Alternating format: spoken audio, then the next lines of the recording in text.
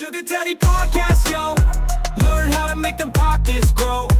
Financial freedom's where we go. Smart investments, money flow. Welcome to the Sugar Daddy Podcast, where we help you build a clear financial plan so you can feel confident and in control of your money. We are recapping our trip to Europe. We just spent 4 weeks in Europe with our family, and we're taking you through our family adventure. And we are now in Amsterdam. Yes, so this is the one country on our trip that I actually had been to before. And I had not been to. And you know what? Again, we are kind of in this like, do we move to Europe? Do we not? And for context, I was born and raised in Germany. I have dual citizenship. Our kids have dual citizenship. And so moving to Europe is actually like a very real option for us. We wouldn't have to jump through a whole bunch of hoops.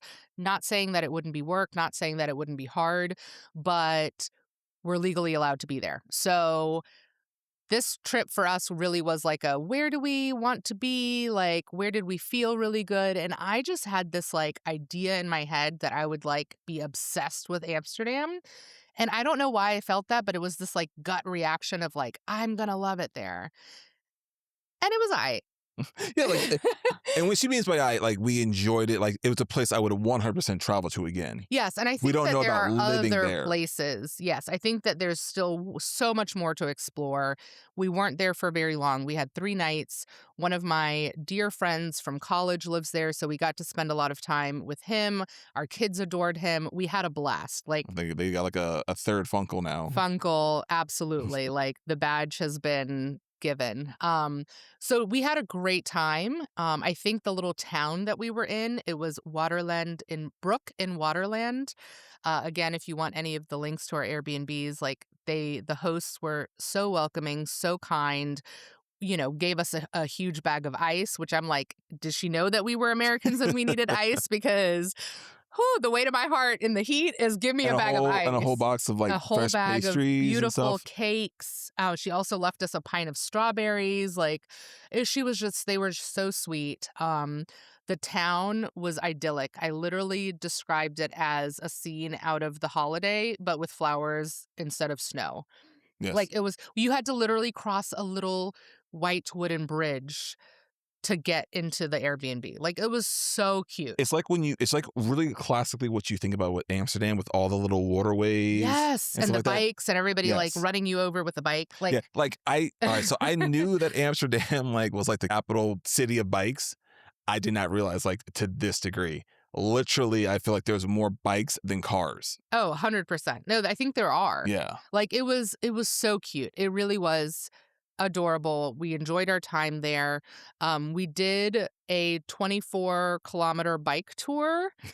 Do not recommend. Again, it was so hot. Yeah. Well, also like all right, so we're not bikers. So first and foremost, I like used to cycle. I used to do cycle like pretty religiously.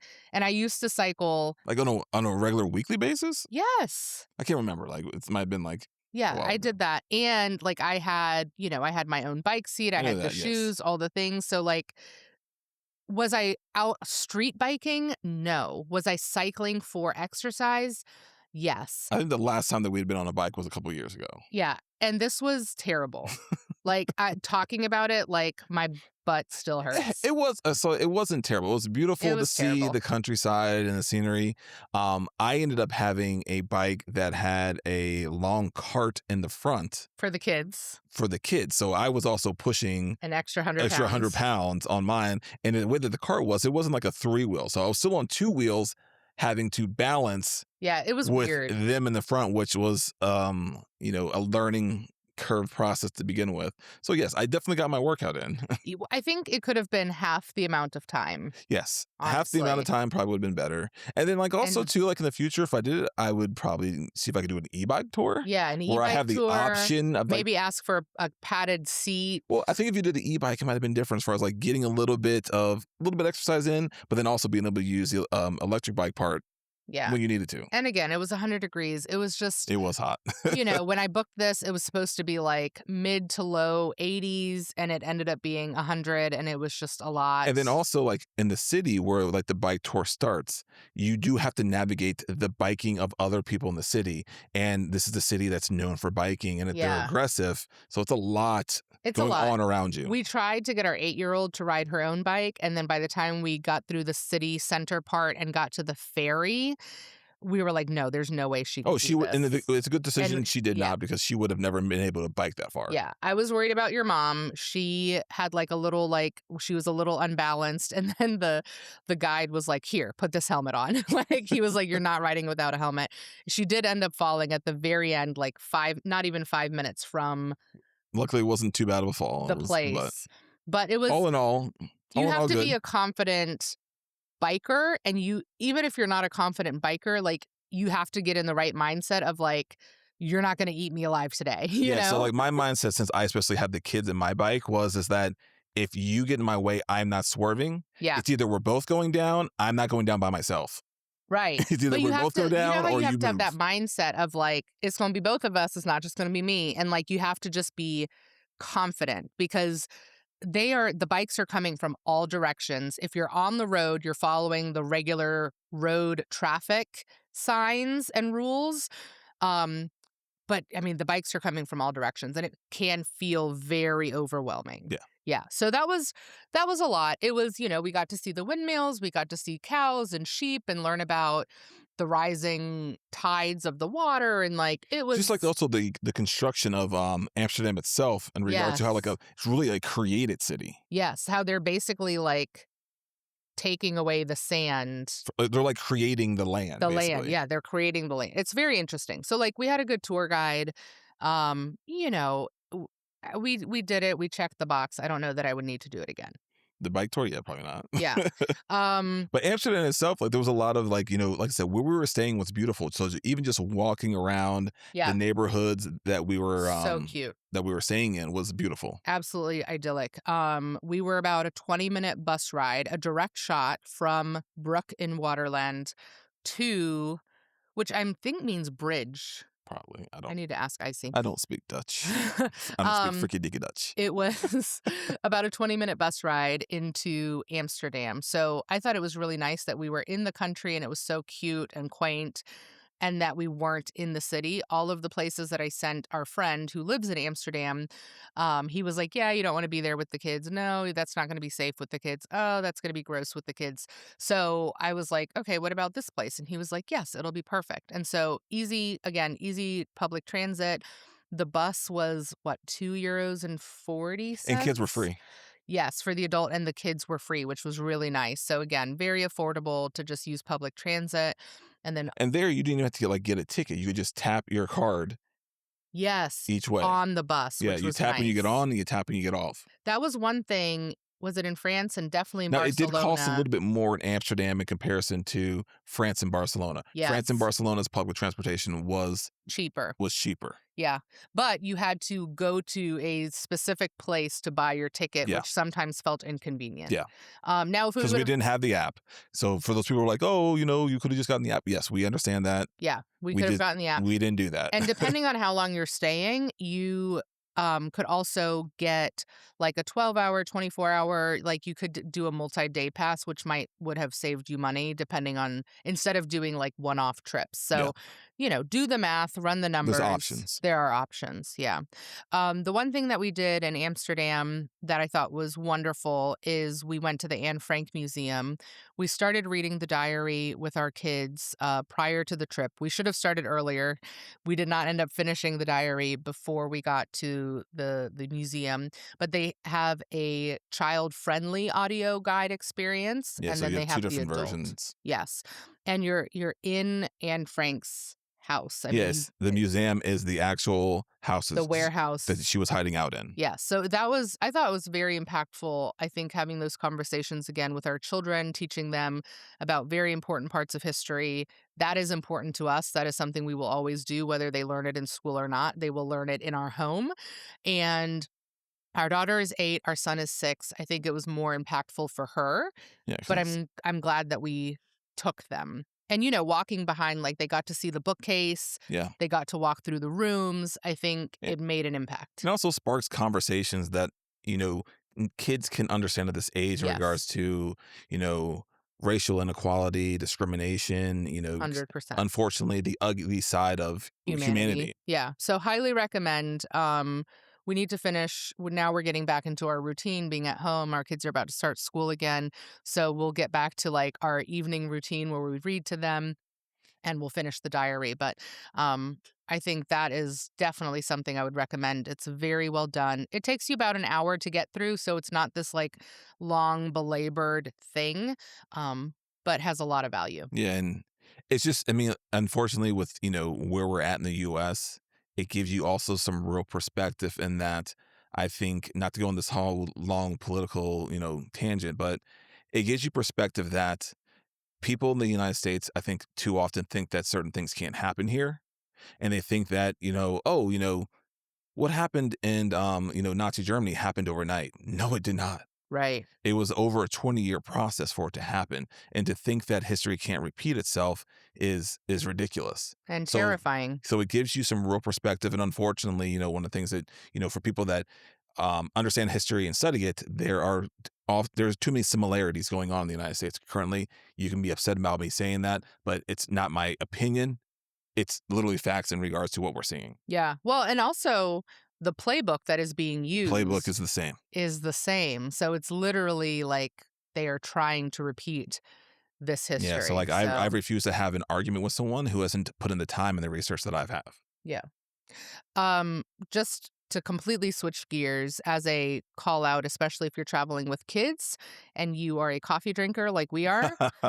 Coffee shops in Amsterdam are not coffee shops. No. They are dispensaries. Yes. So we found that out one morning when we were like, oh, let's stop for coffee. We literally went to a place that said coffee shop. The smell, I will say, was very strong. But I was like, oh, it's Amsterdam. Yeah. So I didn't think anything of it. And then there was a guy sitting outside smoking and he was like, oh, the kids can't go in. And it didn't even click for me. We're like, a coffee shop? He's like, yeah, he looked at us like, it's not that a kind of coffee shop. I was like, oh, so you need a I cafe. get you. Like, we're not bad parents. We didn't know. Right. So you need a cafe in order to go get actual coffee. Yes. And do not go into a coffee shop Yes. if you are looking for a beverage. Yes. So just a fun little call out. But I mean, I think Amsterdam has a lot of history also that we didn't really get into. It's very cute. You see the bikes everywhere. You have the bridges and the canals, and they had, the riverboat cruises and the booze cruises and all of those things going. There was plenty of shopping to do. You got to get the little Dutch pancakes. Those are delicious. I think there was more to explore. And I think that maybe when it comes to like the Netherlands as a whole, maybe Amsterdam proper is not where we would potentially want to be, but I would go back and explore more. Yeah, because the one time that I'd been to the Netherlands previously was when I was 18 for a soccer tournament, and it was in an area called Haarlem. Oh. So it was outside of Amsterdam, and I was 18. I wasn't really paying attention to Yeah. all the architecture and stuff out there. Right. So it was definitely, I think it was dirtier than Barcelona, definitely dirtier than France, than when we were in Paris. unfortunately, It's a big city, yeah, obviously. I mean, it's not any dirtier than like major U.S. cities, like Right. But it was definitely like, it was noticeably coming from the other Barcelona places. and from Paris. We were like, ew, it stinks here. Oh, why is there trash on the ground? It's that also kind of the thing. water doesn't help that there's a bunch of water there. That also Yes. tends to lend to a certain smell. Yeah, that too. For our Airbnb, it was like a guest house. It was very cute. Again, it was not in Amsterdam, but it was adorable, had air conditioning. We had a full bathroom downstairs, full bathroom upstairs, had a living room, had a kitchen. We had a bedroom that did not have a door. It was kind of like off of the living area, but it was fine. It was like tucked around the corner. And then our kids and Brandon's mom were upstairs. It was more of an open space, like kind of a converted attic space. That's where the washer was. It had air conditioning. It had a nice big bathroom. A little kitchenette upstairs. Little kitchenette.